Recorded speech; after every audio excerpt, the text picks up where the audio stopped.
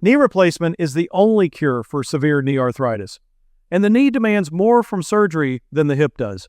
6 simultaneous motions, soft tissue stability, one muscle that drives your entire recovery, the quadriceps. The standard approach to knee replacement cuts through the quad tendon.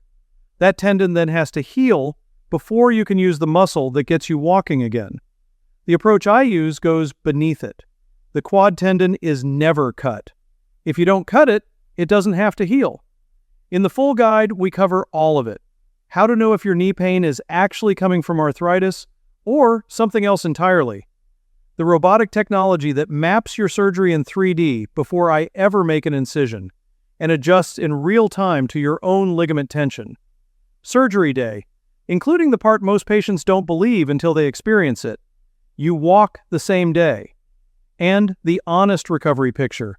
Knee recovery asks more of you than hip recovery does. Physical therapy, rebuilding the quad, staying consistent.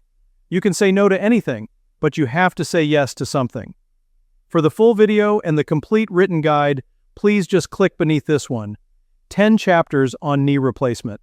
Everything you need to walk into a consultation with any surgeon fully prepared. It's free. Click the link and take the next step.